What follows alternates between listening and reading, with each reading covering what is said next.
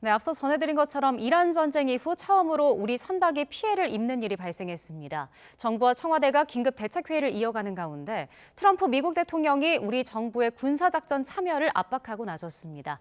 반길조 국립외교원 교수와 함께 자세히 이야기 나눠보겠습니다. 어서 오십시오. 안녕하세요. 네, 중동 전쟁이 발발한 이후에 이제 우리 선박에 직접적인 피해가 처음으로 발생을 했습니다. 아직까지는 정확한 원인이 밝혀지진 않았는데 일단 트럼프 미국 대통령은 이란이 공격했다라고 주장을 하고 있거든요. 이란의 공격에 따른 이런 피해라고 생각하십니까? 어떻게 보시나요?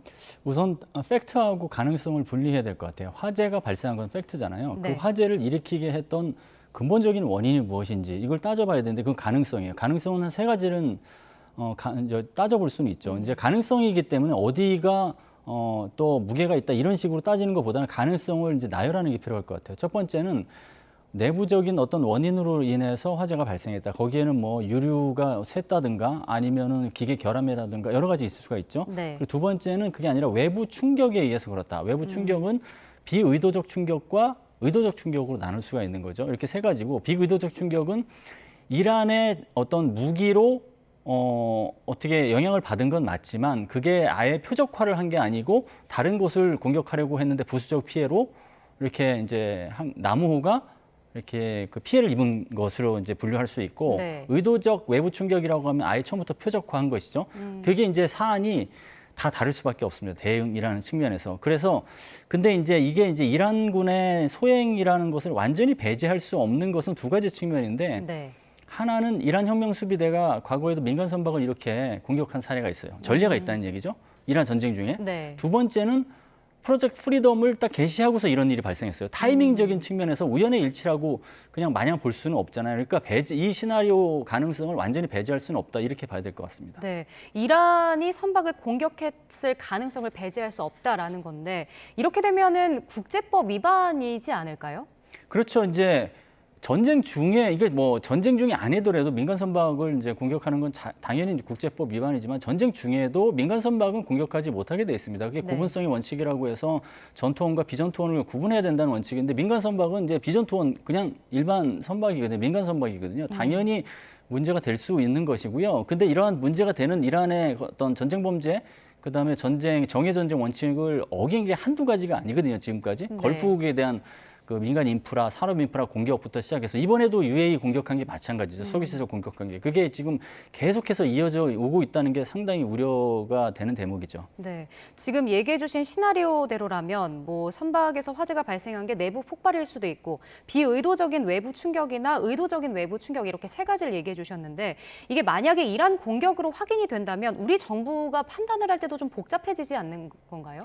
그렇죠. 우선은 이제 이게 의도적이든 의도적이진 않던 간에 그러니까 이란의 무기에 의해서 이렇게 손상을 입었다 그러면 네. 분명히 이제 이란의 책임 추궁을 해야 되는 게 있죠. 그러니까 우려를 표명해야 되고 재발 방지를 재발 방지에 대해서 분명히 확답을 받아야 되고 이런 게 있죠. 근데 의도적인 거다 그러면 이것은 검토 상황이 달라져요. 그러니까 한국 선박에 대해서 적성을 선포한 거나 마찬가지거든요. 네.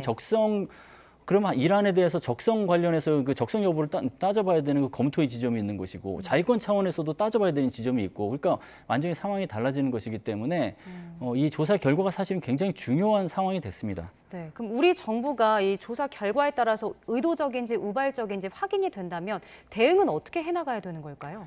그러니까 우선은 이제 그 조사 결과에 따른 조치가 이제 이 이란의 행위가 이 적성 여부의 대상에 들어가는지 따져봐야 되는 그래서 어떤 식의 그 조치를 실체적으로 해야 되는 게 따져봐야 되는 게 있고 이 조사 결과와 무관하게 이제 계속 가져가야 되는 게 있죠. 그건 뭐냐면 호르무즈 해협 자체가 국제협이니까 국제사회에 반납해야 된다. 거기에서 한국이 어떤 역할을 해야 되는가라는 지점에서 지금 두 가지 트랙이 있잖아요. 영국과 프랑스가 국제적으로 이제 공조하는 공조체가 있고 40여 개국이 있어서 우리 미국이 주도하는 국제연합체가 있잖아요. 여기에서 이제 한국이 역할을 하는 것을 어느 수준에서 할 것인지 타진하는 상황인데 이 조사 결과에 따라서 한국의 참여 강도와 역할이 달라질 수 있는 것이죠.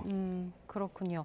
일단 근데 최근에 또 이란에서는 이런 보도들도 많이 나왔습니다. 우리나라, 한국의 균형 외교를 좀 높이 평가한다 이런 보도도 나왔었는데 이런 상황에서 이란이 만약에 공격을 했다면 어떤 이유에서 한 걸까요? 그러니까 이란의 균형 외교라는 메시지는 전쟁 중이라는 특수성을 감안해야 되기 때문에 이런 특수성이 아니더라도 외교적 메시지엔 숨은 어떤 셈법이 있을 수가 있거든요. 지금은 더 숨은 셈법이 강할 수밖에 없다. 그래서 세 가지를 따져봐야 되는데 첫 번째는 지금 이란이 호르무즈 해협을 폐쇄함으로써 국제사회가 이란을 상대로 이란 전선을 형성하고 있잖아요. 그 형성을 약간 약화시키는 측면에서 한국과 균형 외교를 강조하면 좀 유리하다는 판단이 있었겠죠. 네. 두 번째는 그러니까 한미 동맹의 어떤 그 결속력을 좀 약화시킴으로써 미국의 전략적 입지를 약화시키면 이게 여러 가지 측면에서 유리할 수 있다. 예를 들어서 협상 측면에서도 유리할 수 있다. 이런 것을 이제 생각할 수가 있고 세 번째는 이제 외교적 심리전인데 정상국가 행보를 하는 거죠. 전쟁 중이지만 그 미국 외 다른 국가들하고도 그 여러 국가들하고도 사실 이 소통하고 있다. 이런 측면에서 강조하는 측면. 네. 그리고 실제로 2차 협상 가능성이 막 타진될 당시에도 아라그치 외무장관이 여러 국가들을 선방하면서 외교 행보를 과시했잖아요. 이것도 네. 정상국가로서의 행보를 각인시키려는 셈법이 있다고 봅니다. 네. 뭐 호르무즈 해협에 아직까지 우리 선박이나 선원들이 발이 묶인 상황이기 때문에 안전이 계속해서 우려되고 있거든요. 근데 이제 정부가 이 선박들을 카타르 쪽으로 이동하도록 조치를 하고 있습니다. 근데 이제 이렇게 이동을 한 게 이란의 뭐 미사일 사거리 정도를 봤을 때 괜찮은 걸까요? 그러니까 이란 혁명 수비대의 무기 능력만 갖고 본다고 하면 이미 사거리 내, 즉 위협 범위 내에 다 포함되죠. 근데 지금 나무가 이 손상, 화재가 발생한 지점을 보면은 우말 쿠아인 앞바다거든요. 거기에는 그러니까 프로젝트 프리덤이 이제 게시되는 중심 해역이에요. 네. 그러니까 지진으로 말하면 진원지죠, 진원지. 진원지 있기 때문에 아무래도 위험성이 더 높은 해역이 위치했던 건 사실이다. 그러면 거기에서 좀 바깥으로 가면 위험이 없다고는 할 수 없지만 위험의 강도는 좀 약해질 수 있겠죠. 그래서 그런 노력은 필요하고 그뿐만 아니라 그 진원지에서 좀 멀어지는 것뿐만 아니라 그 지형지물을 이용해서 표적화가 좀 되기 어려운 해역까지 가서 묘박을 하는 그런 지형 정보도 좀 판단해서 제공해주면 도움이 되지 않을까 이런 생각이 듭니다. 네. 앞서 이제 교수님께서 이란이 만약에 했다면 왜 그랬을지에 대해서는 이제 한미 동맹 균열을 불러일으키려는 전략이다. 그리고 외교적 심리전이 있다. 이런 식으로 얘기를 해주셨는데 만약에 이란이 공격을 했다는 것으로 사실이 된다면 국제적인 비판도 면치 못할 것 같은데 어떻게 보시나요? 이란이 사실은 국제적인 비판은 지금 전쟁 이후로 계속 겪고 있죠. 근데 이제 정말 이란 전쟁과 상관없는 제3자에 대한 공격이 이어져 왔어요. 근데 또 한국에 대한 이 공격이 첫 번째 사례이기 때문에 그만큼 또 충격이 클 수밖에 없고 한국은 또 이란과 에너지 안보, 그다음에 해상교통로 어떤 자유로운 이용 이런 관련해서 나름대로 진솔한 대화를 이어가던 상황이었잖아요. 그런 측면에서 만약에 표적화해서 공격을 했다고 하면 한국과 이란의 외교적인 어떤 전선에서 지금과는 다른 모습이 전개될 수밖에 없기 때문에 굉장히 중요한 상황이고 그래서 이것을 이제 어떤 가능성에 무게를 두고 그냥 방향을 정하기보다는 명확한 조사를 통해서 원인을 규명한 후에 거기에 맞는 대응을 단계적으로 차분하게 하는 게 중요하다고 봅니다. 네, 그럼 지금 이번 사건이 이란의 소행으로 밝혀진다면 앞으로 미국과 이란의 대면 협상이 이루어진다면 이 부분이 좀 미국에게는 유리한 고지를 점할 수 있는 계기가 될 수 있을까요? 미국은 이것을 이제 명분으로 좀 할 수가 있겠죠. 그러니까 명분전이기도 하거든요. 이란 전쟁이 명분전. 그러니까 미국이 이스라엘과 함께 2월 28일 날 공습을 통해서 전쟁을 개시할 때 이게 과연 정의의 전쟁 측면에서 명분이 있는 거였냐라는 네. 얘기를 했잖아요. 그럼 이란도 그러면은 전쟁을 하는 과정에서 정의의 전쟁의 원칙에 맞게 그렇게 전투를 했냐? 이게 명분전이 있거든요. 그게 만약에 그렇다고 하면 분명히 이제 국제사회와 함께 제3국 선박을 그것도 민간 선박을 공격한 것에 대해서 이란의 잘못을 따지고 들 수 있기 때문에 명분전에서는 분명히 활용할 지점도 있다. 근데 이제 명분전 때문에 민간 선박이 희생양이 돼서는 안 되기 때문에 네. 구분하는 것도 필요할 것 같습니다. 네. 미국이 이번에 이제 해방 작전을 시작하면서 이란이 좀 강하게 반발을 하고 저지하기 시작하면서 이제 교전이 발생한 상황인데 이번 화재 선박이 정박 중이던 해역이 미국 작전이 이뤄진 중심 해역이잖아요. 이것도 이란의 의도가 있는 걸까요?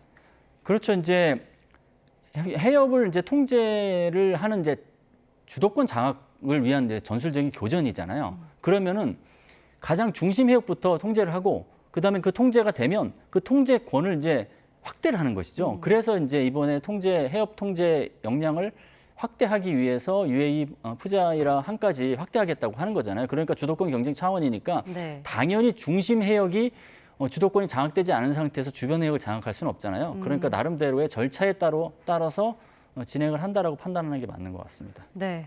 지금 뭐 이란도 무력을 개시한 상황이고 미국도 이제 헬기 동원해서 저지했다고 밝히고 있는데 뭐 주도권을 이렇게 갖기 위해서 양국이 좀 계속 공방을 벌인다면 이게 좀 더 격화할 우려가 있는 것 같거든요. 어떻게 보십니까? 격화할 우려가 이제 없지 않아 있는데 이제 지금의 상황은 전술적 교전으로 평가해야 될 것 같아요. 전쟁 재개라기보다는. 네. 왜냐하면 양측이 나름대로 확전되지 않도록 관리 가능한 수준에서의 전술적 교전을 하고 있는 게 보여져요. 미국 같은 경우에는 우선은 호르무즈 해협을 통과하는 작전을 했지만 그것을 지속적으로 함으로써 이 24시간 내내 통제하는 수준으로 계속 통과시키는 게 아니고 일단은 한 번 통과하고 지금 상황을 지금 예의주시하고 있고 트럼프 네. 대통령 본인도 이란의 행동에 따라서 그 차후에 어떤 그 반격 같은 게 결정될 것이다라고 하면서 당장은 휴전 상황을 지키고자 하는 그런 의도를 비쳤거든요. 이란 같은 경우도 미 구축함 두 척이 항해 자유작전을 한 것이지만 사실은 호르무즈 해협 장악력을 높이기 위한 것이기 때문에 그것을 네. 안다라고 하면 대규모 반격을 했을 텐데 제한된 공격을 했단 말이죠. 그거는 이란도 어쨌거나 휴전이 자체가 지금 그 약화되는 거는 맞지만 그렇다고 휴전 자체가 완전히 백지화되는 것은 차단하겠다라는 네. 양측의 의지가 좀 어느 정도는 반영된 것이다. 다만 지금 이 상황 자체가 그 완전한 휴전은 아니고 이제 전쟁 재개를 위한 화약고로 가는 그런 측면이 있기 때문에 화약고에 사실은 심지가 이제 불이 붙은 것은 사실이기 때문에 네. 전쟁 재개로 갈 수 있는 굉장히 일촉즉발의 상황이라는 것은 맞습니다. 그러면 이후에도 우리 선박 피해처럼 다른 선박들의 피해를 입을 가능성도 있는 걸까요? 그럴 가능성이 있다는 것은 이란 혁명 수비대가 과연 지금 어떤 식으로 프로젝트 프리덤 작전에 대응하는지를 통해서 알 수 있는데 네. 그 제3국 선박, 그 다음에 제3국 그 시설 이런 것을 볼모로 하잖아요. UAE 석유 시설 뭐 이런 것들 공격한 게 이제 볼모 작전이잖아요. 제3국 선박 공격하는 것도 볼모 작전이고 이번 나무 공격이 이란 소행이든 아니든 간에 그 이전에 이미 민간 선박에 대한 공격을 했잖아요. 이게 다 볼모 작전인데 네. 볼모 작전을 한다라는 측면에서 본다고 하면 지금 이런 상황이 어떻게든 지금 상황보다 굉장히 확전이라기보다 이 강도가 높아지고 자칫하면 확전될 수 있는 여지를 충분히 담고 있다고 봐야겠죠. 네. 지금 뭐 이란은 호르무즈 해협 통제 구역도 뭐 확대하겠다고 밝히고 아랍에미리트의 푸자이라 항구까지 이제 해협 통제를 확대하겠다 선언을 한 상황입니다. 뭐 이것도 어떻게 보면 속내를 들여다보면 주도권을 계속 잡고 있겠다 이런 걸까요? 그렇죠. 이란이 호르무즈 해협을 어떤 식으로 인식하고 있는지 그게 군사적인 측면이라 협상적인 측면에서 어떻게 인식하고 있는지를 정확히 보여주는 것인데요. 네. UAE로 이제 호르무즈 해협 장악권을 늘린다고 하면서 UAE 전체를 얘기한 게 아니라 푸자이라 항을 얘기했어요. 푸자이라 항은 호르무즈 해협 바깥쪽에 있는 겁니다. 안쪽이 아니고. 네. 그러니까 바깥쪽을 얘기한 것은 바깥쪽에 있음으로써 호르무즈 해협으로 통과하는 그 원유 그 선박을 우회하는 대체지로서의 역할을 중지시켰다는 거 아니에요. 그러면 호르무즈 해협 장악력하고 관련되는 것이에요. 그래서 호르무즈 해협에 대한 통제력을 높이고자 하는 의도가 있는 건데 그것은 세 가지로 이제 설명이 가능한데 첫 번째는 호르무즈 해협 장악이 결국은 이란 입장에서는 처음이자 최후로 쓸 수 있는 협상 카드다. 미국을 상대로. 이 호르무즈 해협의 주도권을 잃으면 협상 레버리지가 완전히 다 상실한다. 그런 인식이 있는 것 같고 두 번째는 호르무즈 해협 장악 여부가 이란이 전쟁을 지속할 수 있는 전쟁 자금을 확보할 수 있는가 여부를 가늠하는 기준이다라는 게 있고 세 번째는 호르무즈 해협을 장악하지 못하면 이란 전쟁 전체에서 지구만은 무조건 항복의 길로 갈 수 있다라는 그런 인식이 있는 것 같아요. 그래서 호르무즈 해협 장악에 사활을 거는 것으로 보여집니다. 네. 트럼프 대통령은 이번 우리 선박 피해 이후에 이제 우리 측의 군사작전 참여를 좀 압박하고 있는 모양새입니다. 뭐 청와대는 지금 신중한 태도를 보이고 있는데 어떻게 결정을 할까요? 조사 결과에 따라 해야겠지만 이제 중요한 것은 이거라고 봅니다. 트럼프 대통령이 이제 두 번에 걸쳐서 처음에는 사실상 요청을 한 것이고 두 번째는 이번에 간접적으로 이제 압박을 한 거잖아요. 근데 한국 입장에서는 지금 트럼프 대통령의 요청과 무관하게 한국의 선박과 인원이 외부에 의해서 어떤 그 위기에 직면했다고 하면 이 문제를 국가의 책무라는 생각에서 접근해야 되는 것이거든요. 네. 국민의 생명과 재산을 이제 보호하는 게 국가의 가장 기본적인 책무예요. 그러니까 그런 책무를 어떻게 완성도 높게 달성할 것이냐 이런 식의 어떤 입장에서 접근해야 된다고 봅니다. 네. 그런가 하면 이제 미국과 이란의 종전 협상은 아직 다포 상태를 이어가고 있습니다. 뭐 양측의 이견, 입장차가 컸던 부분이 있는데 그중 하나가 바로 핵 관련 쟁점이었잖아요. 이 부분 관련해서 좀 입장차를 좁힐 수 있을 것으로 보시나요? 지금 미국의 이제 9개 항 종전한, 그랬다가 이제 이란의 14개 종전한, 그리고 이것을 검토한 결과를 다시 이란 쪽으로 보냈는데 사실 그 전체가 굉장히 오랫동안 지난한 협상 과정인 것처럼 보여져서 내용도 달라진 것처럼 보여지지만 사실은 같은 내용을 전후 관계만 이제 재배치하고 막 이런 수준이에요. 달라진 지점은 그냥 단계적으로 할 것이냐, 핵 네. 문제와 아니면 호르무즈 그러니까 봉쇄 해제를 같이 할 것이냐 이런 문제인데 결국은 크게 달라지지 않습니다. 그래서 이게 이제 그 스몰 딜이나 미들 딜 수준이라고 하면 어쨌거나 협상의 진척 가능성이 있지만 미국이 생각하는 그랜드 바겐 수준이다 그러면 여전히 협상이 어려운 게 사실이고요. 그리고 이제 그러면 이제 어떤 식으로 이걸 풀어야 되느냐라고 봤을 때는 미들 딜 정도로 한다고 하면 네. 휴전 기간 내에 호르무즈 해협을 개방을 하고 핵 문제도 절충한 수준에서 논의를 하고 종전 이후에는 이란의 완전한 비핵화를 위해서 국제사회까지 참여해서 나아간다라는 식으로 해서 이게 그 절충점을 찾는다면 가능한데 이게 이제 양 국가의 이견이 너무 크기 때문에 지금 여러 번의 그 종전안이 왔다 갔다 했지만 그 간극을 좁히지 못한 상태예요. 그래서 지금 상황에서 이 간극을 좁히지 못한 상황에서 프로젝트 프리덤까지 지금 변수로 등장을 해서 과연 이게 협상력을 높여서 결국 이 간극을 좁히는 쪽으로 갈지 아니면 전쟁 재개라는 화약고로 방향이 바뀌게 될지 이게 이제 기초가 주목되는 상황입니다. 네. 근데 어쨌든 만약에 이제 협상을 하려면 협상장에 양국 대표단이 앉아야 되는 건데 뭐 이란 같은 경우는 핵 문제는 좀 뒤로 미루자라는 거고 뭐 미국은 통일된 안을 좀 가지고 나와라. 핵과 관련된 문제를 얘기를 해야 된다라는 입장이잖아요. 어쨌든 양측 쪽에 한쪽이 양보를 해야 되는 건데 이게 이루어질 수 있을지가 좀 의문이거든요. 지금 이란이 얘기한 게 이제 원래 이제 종전 이후에 핵 문제를 논의하자는 건데 지금 이란이 이제 바꾼 안은 1개월 동안 휴전 상태에서 이제 봉쇄 해제 문제 얘기하고 휴전 기간이라는 게 그대로 유지된 상태에서 2단계에서 핵 문제를 유지한다는 거기 때문에 종전 이전에 핵 문제 유지하는 걸로 좀 스탠스를 바꾸기는 했어요. 근데 미국이 이것도 거부하는 상황이라 네. 지금 협상 자체는 어려운데 근데 이제 파키스탄이 중재국으로서의 역할을 계속 하겠다라는 입장이니까 네. 그 조정된 종전안을 이제 주고받으면서 접점을 찾기를 이제 기대해야 되는 상황입니다. 알겠습니다. 오늘 말씀 여기까지 듣겠습니다. 지금까지 방길주 국립외교원 교수와 함께 자세한 이야기 나눠봤습니다. 오늘 말씀 고맙습니다. 감사합니다.